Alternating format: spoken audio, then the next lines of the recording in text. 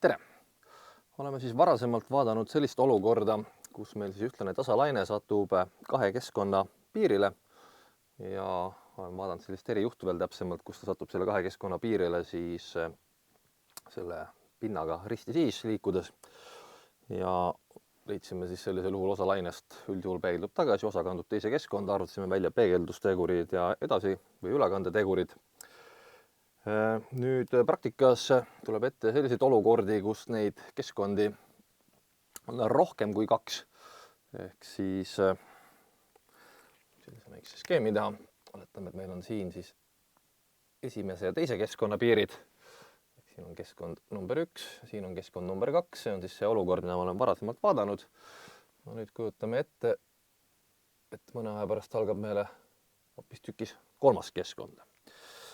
Ja lisame siia siis näiteks koordinaattelje ja jällegi teisiti pole öeldud, siis lihtsuse mõttes eeldame, et see meie ühtlane tasalaine kulgeb siis Z-telje siis.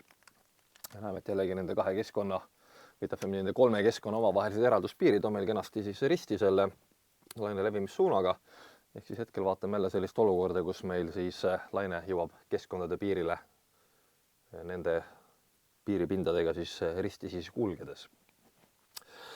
Nüüd need kolm keskkonda võivad olla kõik erinevad. Näiteks valgus kulgeb õhus, siis jõuab klaasi ja klaasi sees on näiteks vesi kolmes keskkonnas. Või põhimõtteliselt esimene ja kolmas keskkond võivad ka samad olla. Näiteks jällegi seesama klaastahvel, mis mu ees on, valgus tuleb ühelt poolt tahvlit, läheb läbi tahvli ja tuleb siis teiselt poolt tahvlit jällegi välja.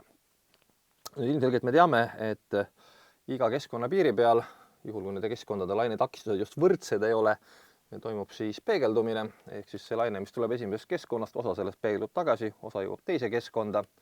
Nüüd täpselt samamoodi teise ja kolmanda keskkonna piiril tekib uuesti peegeldus. Osa lainest kulgeb edasi kolmandasse keskkonda ja levib seal siis kui tahes kaugele. Nüüd osa sellest lainest peegeldub teise ja kolmanda keskkonna piiri pealt tagasi ja jõudes nüüd teise ja esimese keskkonna piirile, siis osa sellest kulgeb esimesse keskkonda, aga mingi osa peegeldub uuesti tagasi. Ja kui me hakkame nüüd peegeldus ükshaaval analüüsima, siis näeme, et see olukord läheb üsna ruttu üsna keeruliseks, ehk tekib hästi palju peegeldusi. Nüüd, kui meil on tegemist jällegi harmoonilise signaaliga, siis kõik need peegeldunud ja edasikandunud lained on samamoodi harmoonilised mingisuguste amplituudide ja faasidega, mis tähendab, nad liituvad omavahel kokku, tulemuseks tekib meil igas keskkonnas siis jällegi mingisuguse amplituudi ja faasiga harmooniline laine. Ja kolmandas keskkonnas on see siis ainult edasi kulgev laine, esimeses ja teises keskkonnas on üldjuhul ka siis peegeldunud lained, ehk siis on kahes suunas kulgevad lained. Ja meie elu lihtsamaks teha, siis vaatamegi nüüd edaspidist statsionaarses režiimis, ehk kuskil kunagi ammu hakkas siis laine sealt esimesest keskkonnast tulema. Kõik need peegeldused on nii-öelda ära toimunud ja on moodustunud siis kolmes keskkonnas, eks ole, 3 erinevat lainet. Ja meie keskendumegi sellele teisele keskkonnale. Ja kuna meil vist tarvis läheb edaspidi, siis ütleme, et esimesel keskkonnal on mingi oma lainetakistus, teisel on mingi enda oma ja kolmandal jällegi kolmas. Jällegi rõhutan, et see kolmas esimene võivad ka samad olla. Konkreetseid tulemusi, mis me siin saame, see ei mõjuta. Nii, ja veel natuke koordinaatidest. No meile kõige rohkem pakub praegu huvi selle teise ja kolmanda keskkonna piir. Ja siis võtame selle koordinaadiks, et on võrdne nulliga. Järelikult siis selle esimese ja teise keskkonna piir on siis kuskil kaugusel -L, kus siis see L on siis selle teise materjali kihi paksus või siis pikkus, eks ole, pikkised telge, L length. Nii.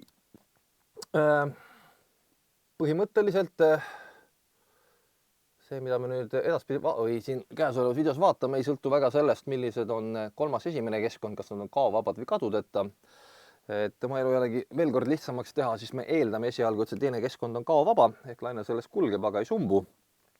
Ja lõpus vaatame ka natuke siis seda praktilisemat juhtu, kus siis selles teises keskkonnas on ka mingisugused kaod, et kuidas see siis seda meie lõpptulemust mõjutab. Kui teine keskkond on kaovaba, siis saame öelda, et see faasikiirus või vabandust, faasitegur beta 2 on siis teises keskkonnas määrab siis selle lainelävi kiiruse. Põhimõtteliselt siis seda igatpidi kirja panna. Näiteks siis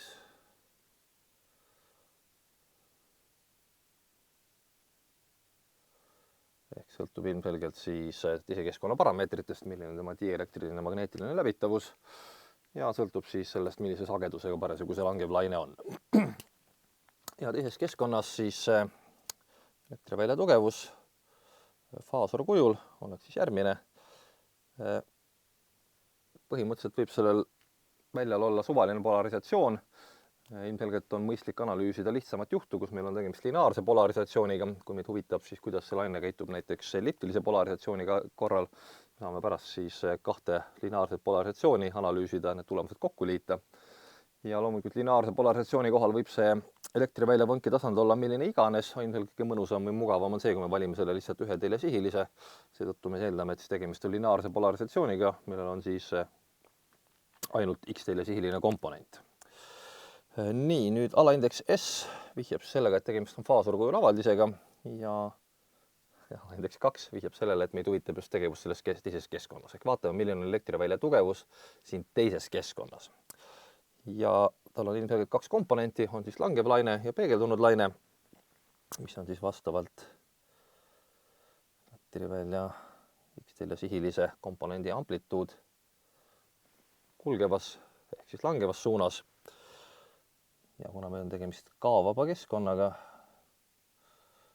siis alfa on meil 0, miinusmärki rõhutab veel kord, et tegemist on langeva lainega, mis kulgeb vasakult paremale ja piki Z-telge toimuvad siis muutused. Y ja X-telje suunas laine ei kulge, järgud asukohast tema faas ei sõltu. Nii, ja siia liitub otsa meile siis peegeldunud laine oma amplituudiga ja vastupidise levisuunaga, mida väljendab siis see asjaolu, et siin on nüüd see eksponendi märk positiivne, mitte negatiivne. Nüüd, kuidas on seotud need langeva ja peegeldunud laine amplituudid? Loomulikult on seotud nad peegeldusteguriga. Kui me eeldame, et need mõlemad keskkonnad, see teine ja kolmas on nüüd K-vabad, siis sellisel juhul on peegeldustegur puhtalt reaalarv. Kui on tegemist kadudega keskkondadega, siis on ta kompleksarvuline, mis tähendab seda, et peegelduse käigus muutub ka siis laine faas. Aga nagu me ütlesime, et meie analüüs esialgu on siis lihtsustatud eeldustel, et keskkonnad on K-vabad, sellisel juhul siis see peegeldustegur teise ja kolmanda keskkonna piirilt, ehk siis siit, on nagu ikka teise keskkonna lainetakistus miinus kolmanda keskkonna lainetakistus jagatud teise keskkonna ja kolmanda keskkonna lainetakistuste summaga. Rõhutan veel kord, et kui need mõlemad keskkonnad on K-vabad, siis see on lihtsalt mingisugune reaalarv vahemikus -1 + 1. Nüüd väikesega kõrvale hüpe. Me vaatame ühtlast osalainet, mis kulgeb ainult Z-telje suunas ja X ja Y suunas mitte midagi ei muutu. Et see on analüüs on praktiliselt identne, matemaatilised terminid või mõningad tähised on teised.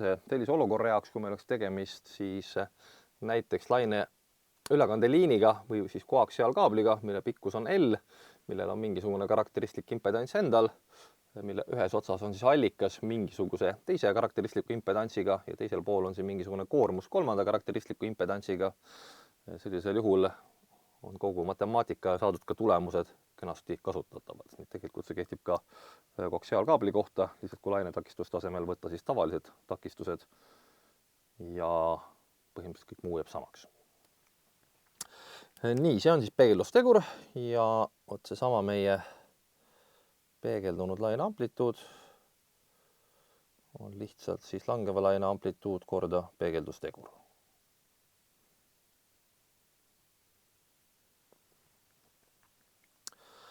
Nüüd elektrivälja tugevus on meil kirjas, vaatame nüüd magnetvälja tugevust. Magnetvälja tugevuse ja elektrivälja tugevuse vahel oli meil jälle selline lihtne seos. Ehk siis magnetvälja tugevus esiteks on alati siis elektrivälja tugevusega risti ja me juba mäletame, et kui laine kulgeb Z-telje sihis ja elektriväli võngub X-telje sihis, siis magnetvälja komponent võngub Y-välja sihis, et see Y-ikene tuli siit kohe automaatselt. Nüüd me tahame rõhutada, et meil on tegemist faasoriga ja me opereerime teises keskkonnas, ehk siis magnetvälja tugevus teises keskkonnas oleks meil selline ja see loomulikult on siis koosneb 2 komponendist. Samamoodi on langev ja peegeldunud laine. Ja me teame, et siis magnetväljatugevus ja elektriväljatugevus on omavahel jällegi seotud sellesama keskkonna lainetakistuse või siis karakteristliku impedantsiga. Järelikult võime võtta selle esimese komponendi 0 pluss ja jagada läbi selle siis teise keskkonna lainetakistusega. Üks väike asi, mis võiks veel rõhutada, on see, et ei ole meil lihtsalt amplituud, vaid see on amplituud teisest keskkonnast. Ma kirjutan siia selle 2 ette. Nii, ma panen siia samasse ka puudu olevad tähised. Et lähevad pikaks need alaindeksid, aga midagi pole teha, meil on palju asju, mida kirja panna. Ja kulgeb ta ikka samas suunas ja sama kiirelt. See osa jääb nüüd samaks. Nüüd, kui meil laine tagasi peegeldub, siis tähendab seda, et nüüd see peegeldunud laine kulgeb -z-ile sihis, elektrivälja võnketasand jäi ikka samaks. Seega siis meie teadmised Poyntingi vektorist ütlevad seda, et nüüd magnetvälja peegeldunud komponent peab olema siis vastupidise suunaga, et ta peab võnkuma nüüd -y telje sihis, mitte +y telje sihis. Ehk sellest tuleb nüüd siia see miinusmärk. Ja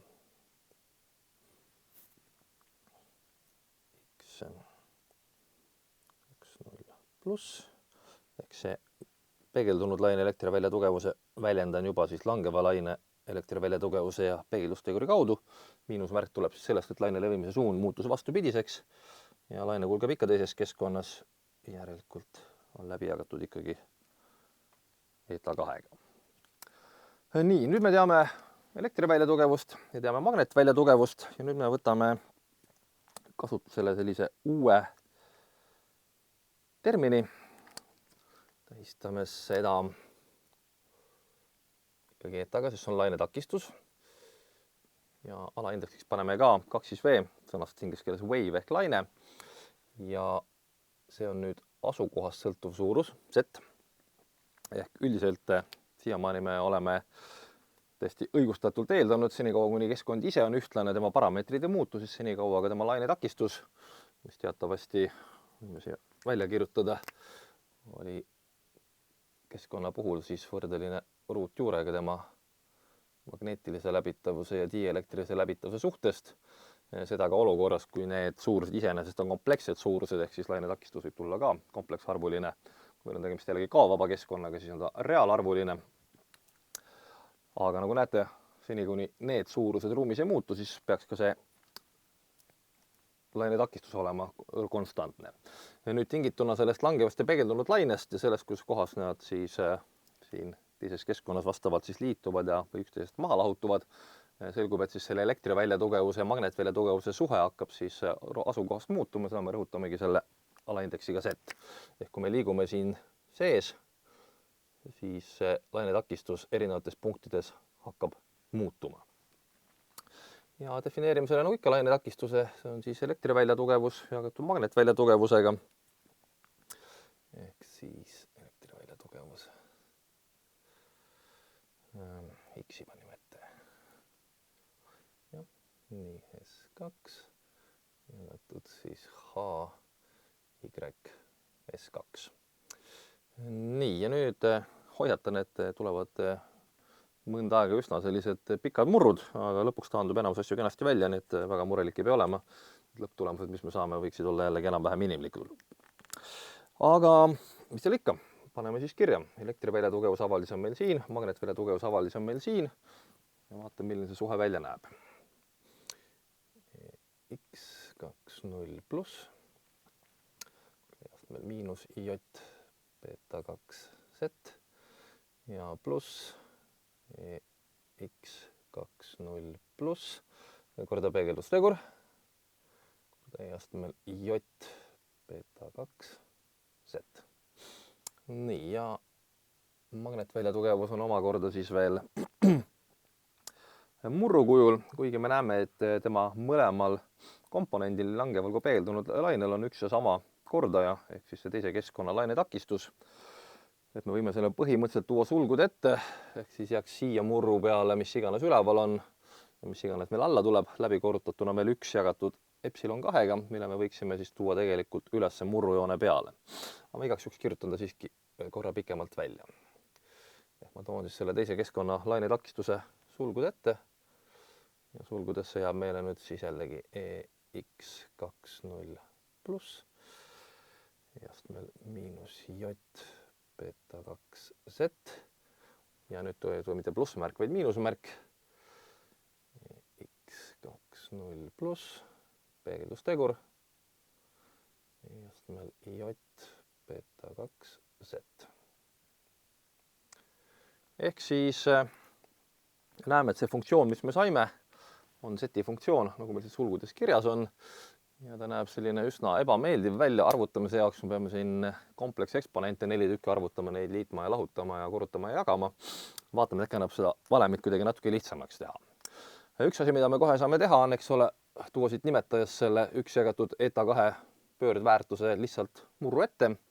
Ja teine asi, mis me võime tähele panna, et selle langeva laine amplituudiga on läbi korrutatud kõik liidetavad, nii lugejas kui nimetajas, järelikult selle me saame kohe välja taandada. See peaks olema ka loogiline, et jällegi lainetakistus on keskkonnaparameeter, mis peaks sõltuma siis keskkonnaparameetritest ja ka keskkonnageomeetriast, sellest kui paks näiteks siis see teine keskkond on. Aga vähemasti lineaarses keskkonnas ei tohiks ta sõltuda siis siin keskkonnas kulgevatest väljadest, kui tugev on elektriväli või tugev on magnetväli. Et see on selline täiesti loogiline eeldus ja seega me võime siin valemis siis kõik need osad välja taandada. Ja üritamegi nüüd selle sama tulemuse natukene lühemalt ümber kirjutada. Ehk siis see lainetakistus teises keskkonnas sõltuvalt asukohast Z oleks siis nüüd eta 2 ja siia jääb ikkagi murrukene järele meil miinus J beta 2Z pluss peegeldustegur astmel J beta 2Z ja nimetajasse jääb üsna sarnane suurus. Asi, et plussmärgi asemel on meil siin nüüd miinusmärk.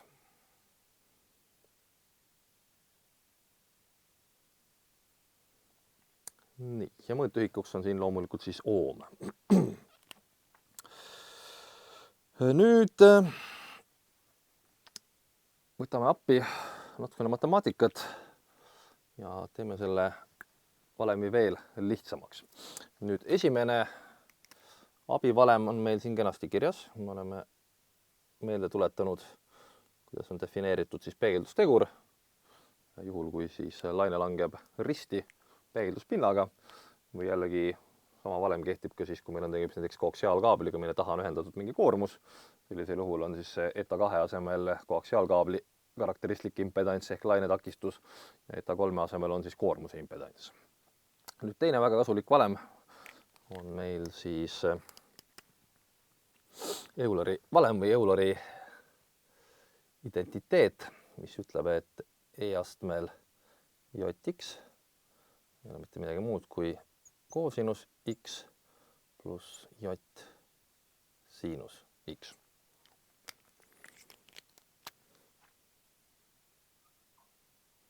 Üritame nüüd sama kahte valemit nüüd rakendada selle meie avaldise kallale. Ja esialgu tundub, et see teeb asjad ainult hullemaks, aga varsti näeme, et tegelikult ei tee. Nii, ehk siis asendame kõik need eksponendid Euleri valemiga ja peegeldusteguri asendame siis selle lainetakistuste vahe ja summa suhtega ja vaatame, mis meil välja tuleb. Lõhnab, et tuleb vahepeal tahvlit puhastada. Kahe saame siia jätta.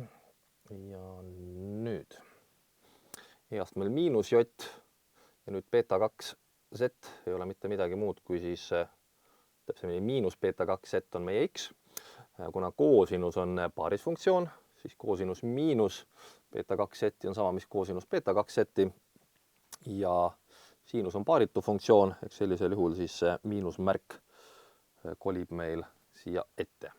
Ehk E-astmel miinus J beta 2Z on sama, mis koosinus beta 2 Z miinus J siinus beta 2 Z. Nii ja täpselt sama asi on siin nimetajas, selle võime kohe ära kirjutada. Miinus J siinus beta 2 Z. Nüüd järgmisena on meil vaja siis see peegeldustegur lahti kirjutada takistuste kaudu.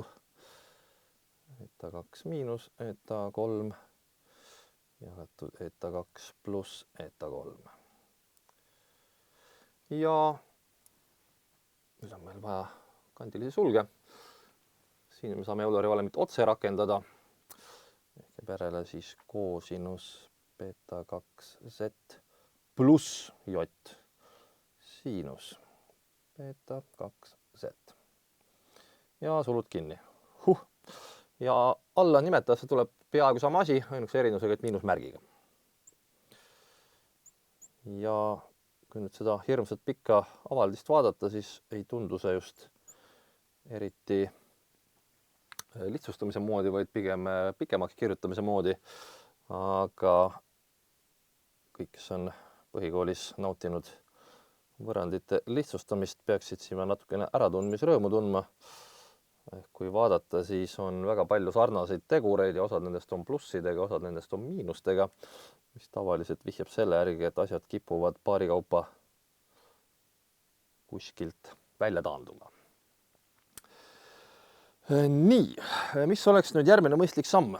Järgmine mõistlik samm oleks võtta vahet ei ole kumb, kas lugeja või nimetaja ja üritada viia siis need kaks ja murdu kokku liita. Esimene küll otseselt ei ole murd, see siin on murd ja kui me need kokku liidame, me näeme, et me saame mõlemad viia ühisele nimetajale eta 2 pluss eta 3 ja saame seda teha nii lugejas kui nimetajas, ehk siis pikk jutt lühidalt tähendab seda, et see eta 2 pluss eta 3 taandub siit nendest murukestest kenasti välja ja kolib siis mõlemas murus vastavalt siis selle põhimõtteliselt kompleks eksponendi ette või siis selle koosinuse ja siinuse summa ette. Võib-olla, et natukene ruumi kokku hoida, siis teeme esialgu ainult näiteks selle murru lugeja ära. Nimetaja on väga sarnane, ainus erinevus on, eks ole, selles miinusmärgis siin. Vaatame, kui vaja on, saame selle ka pärast veel ära teha. Ehk siis kirjutame lihtsalt selle lainetakistuse puhul välja nüüd ainult selle ülemise osa, ehk siis selle murru lugeja. Ehk me saame siis siia ülesse eta 2 pluss eta 3 korda koosinus eta 2 Z miinus J siinus beta 2 Z pluss, sulud kinni ka, eta 2 miinus eta 3, peaks ka nüüd sulgudes olema, õige. Ja selle kopeerime siit lihtsalt alla siin, midagi ei muutu.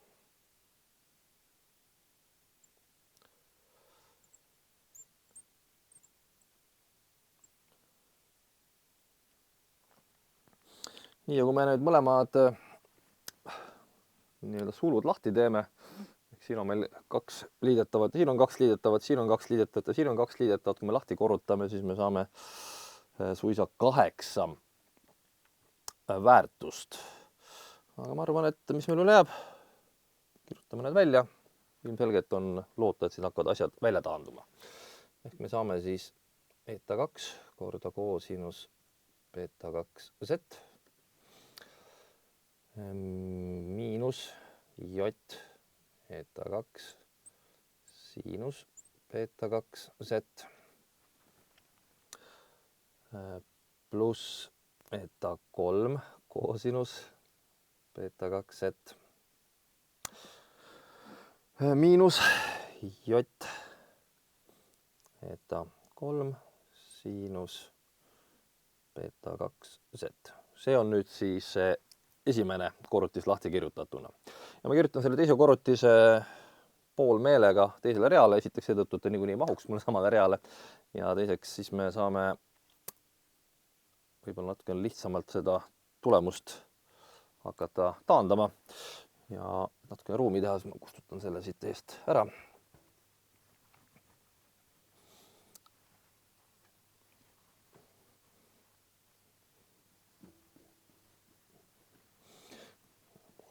vist meil otseselt vaja ei ole, aga okei. Nii. Pluss ja pluss. Nii. Eta 2 koosinus beta 2z. 2 koosinus beta 2z.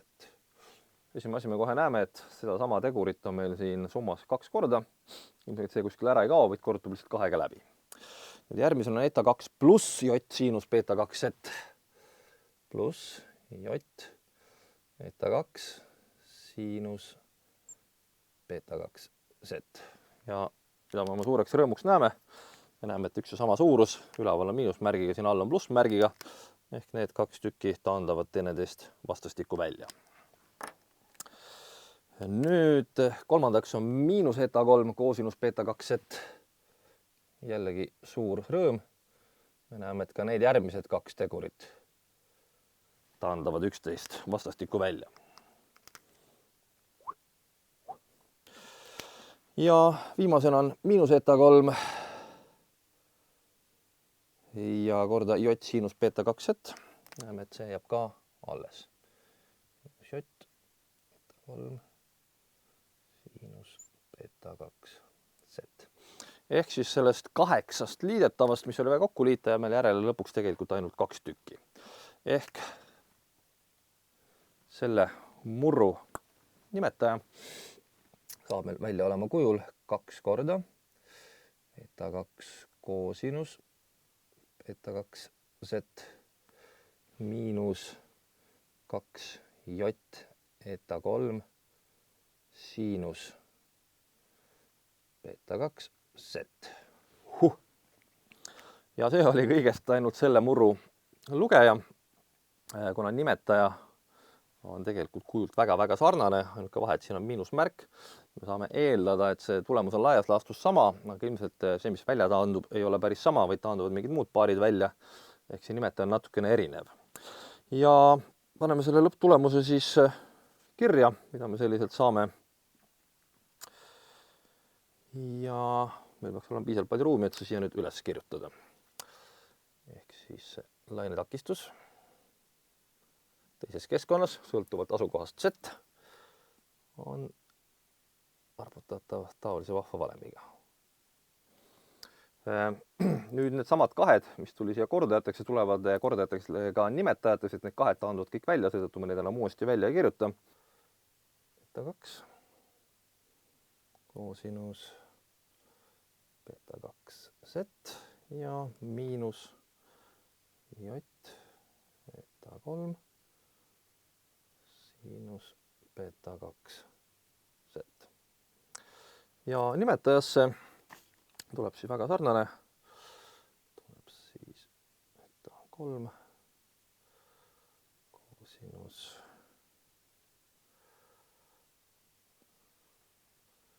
beta 2z miinus j eta 2.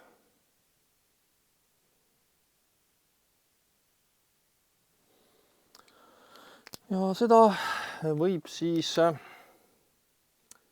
nii-öelda tulemuseks lugeda. Võib natukene lihtsam arvutada kui nende eksponentidega. Meil on nüüd siin koosinused ja siinused. Sest hoolimata me näeme, et see tulemus on siiski enamasti üldjuhul kompleksarv. Meil on siin ikkagi imaginaarühik sees. Aha, nüüd ma leidsin oma suure vea üles. Väga piinlik. Siin me oleme ära vahetanud 2 indeksit. Ja oleme selle veaga edasi kandnud. Väga halb. Mis tähendab, et absoluutselt igal pool seda peeglustegurit oleme nüüd kasutanud, tuleb meil 3 ja 2 ära vahetada. Mis seal ikka pea ei võta, siis peavad näpud kirjutama.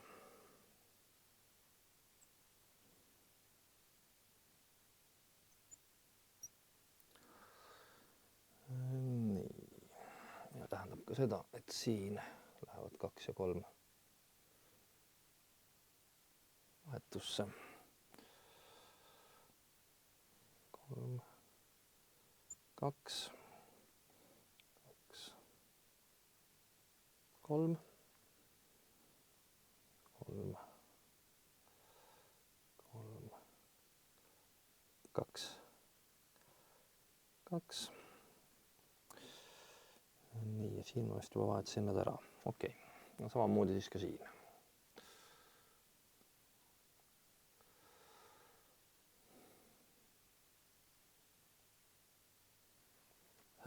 Ilmselgelt on ruumi juurde vaja. Seega ma kustutan osa tahvlist ära ja siis liigume veidikene veel edasi, kuigi palju me jäänud ei ole. Nimelt saab tegelikult sama tulemust veel natukene teisele kujule kirjutada, mis on võib-olla pisut paremini mõistetav või vähemasti visualiseeritav. Plaanis ongi, et joonistame ka pisikese graafiku, et kuidas see kõik siis ikkagi välja näeb. Selline avaldis ei ole väga kergesti ette kujutatav, kuidas siis see lainetakistus nüüd hakkab asukohast sõltuma. Mida me võime teha selle sama saadud avaldisega, me võime nii lugejat kui nimetajat, eks ole, läbi korrutada ühe ja sama nullist erineva arvuga ja võtame sellise suuruse nagu koosinus beta 2z ehk jagame nii lugeja kui nimetaja sellega läbi. Kui me jagame näiteks lugeja selle koosinus beta 2z-iga läbi, siis siia jääb järgi ainult meile kolmanda keskkonnalane takistus ja siia jääb meile siinus beta 2z jagatud koosinus beta 2z-iga, mis ei ole mitte midagi muud kui tangens. Ehk siis võime selle lainetakistusega selliselt kirja panna. Teise keskkonnalane takistus, korda kolmanda keskkonnalane takistus miinus, et korda teise keskkonnalane takistus, korda tangens beta 2z ja siia siis sarnaselt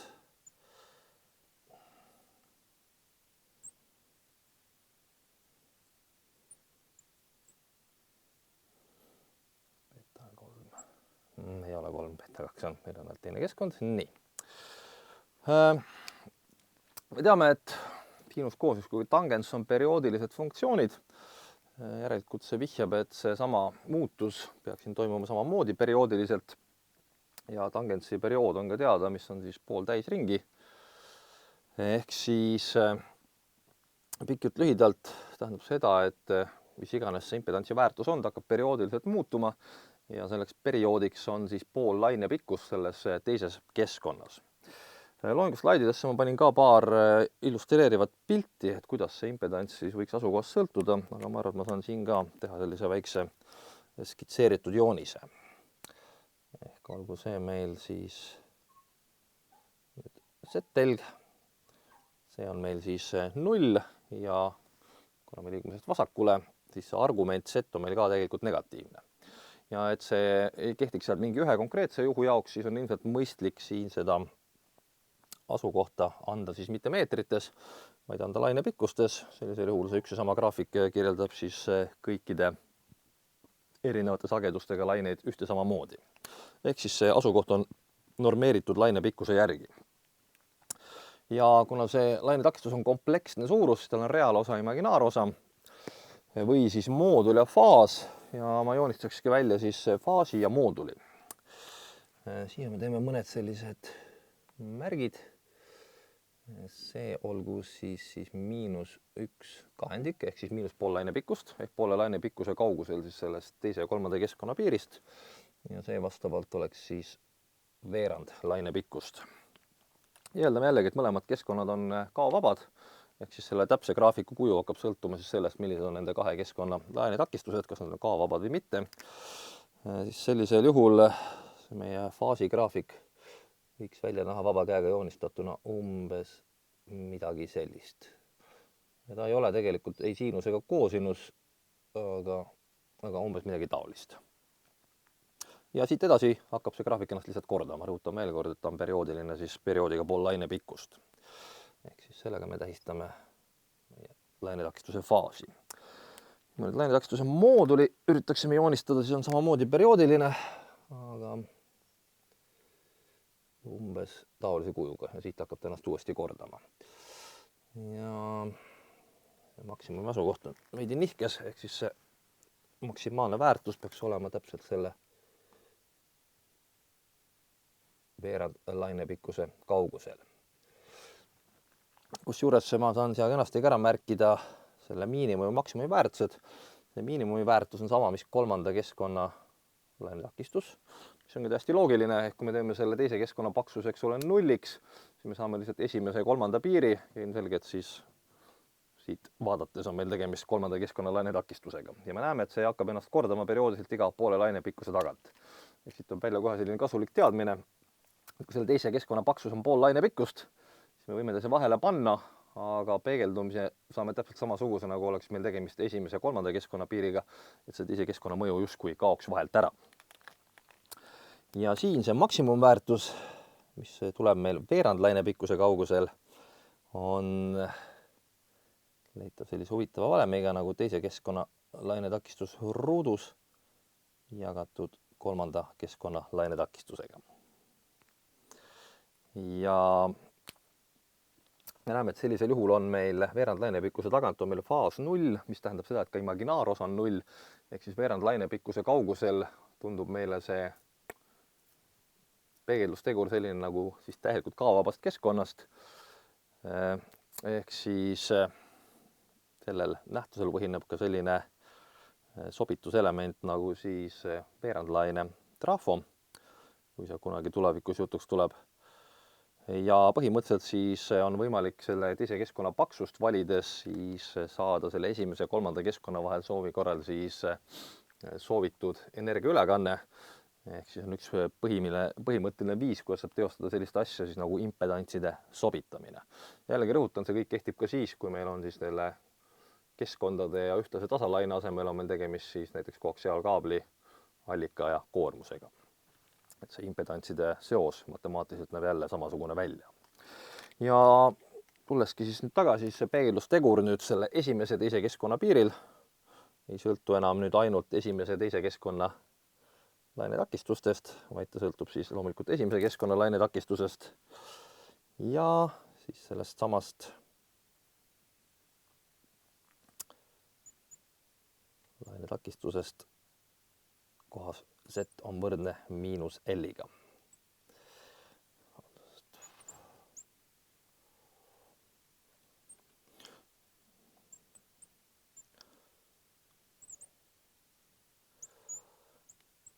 Kus siis L on nüüd selle konkreetselt, eks ole, teise keskkonna paksus.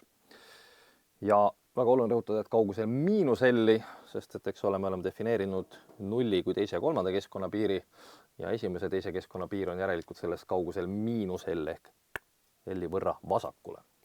Kui me paneme siia valemisse sisse pluss L-i, siis me saame vale tulemuse, sest et siis me eeldaksime, et see keskkonnapiir oleks matemaatiliselt mõttes kuskil siin kohas. Et see on väga oluline asi, mida meeles pidada, et see L peab olema just miinusmärgiga. Või siis tuleb võtta, et see esimese teise keskkonnapiir on koordinaatidega 0, siis peegelduspinna kaugus on, eks ole, L, ja siis me peame oma valemid natukene ümber tegema, et me saaksime seda kasutada siis selle positiivsete L-i väärtuste jaoks.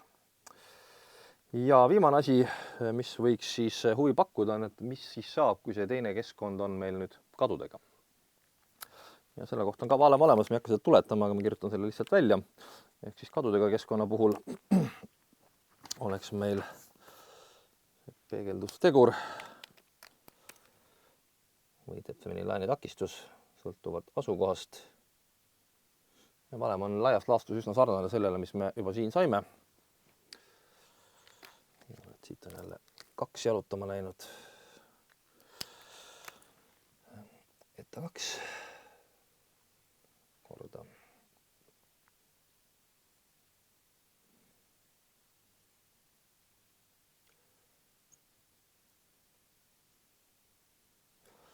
Ja nüüd tavalise tangentsi asemel on meil siin niisugune funktsioon nagu hüperboolne tangents. Mõne sõnaga sellest ka kohe. Gamma on meil siis levitegur, mis sisaldab nüüd nii alfat kui beetat ja võib tunduda küll, et nüüd, kui meil on tegemist kadudega keskkond, et siis meil see imaginaarühik kadus just nagu minema, aga rõhutan seega, et gamma on tegelikult kompleksne suurus ja kui me võtame sellest hüperboolse tangent, siis tulemus on ikkagi kompleksarv, ehk siis see impedants jääb ikkagi kompleksseks suuruseks. Ja hüperboolne tangents on siis hüperboolse siinuse ja hüperboolse koosinuse suhe, seda saab mitpidi kirja panna ja 1,5 tangents hüperboole mingi suurusest x on siis e astmel x miinus e astmel miinus x jagatud E-astmel X pluss E-astmel miinus X-iga. Või siis lihtsalt E-astmel 2X miinus 1 jagatud E-astmel 2X pluss 1. Niisugune abivalem, selle tõmbame kollase kasti ümber. Nii, selline põgus ülevaade siis laine peegeldumisest nüüd 2 keskkonna piiril ja vabandan veel kord selle rumala vea pärast, mis ma tegin. Tuleb seetõttu mul see video pärast uuesti üle salvestada. Aitäh!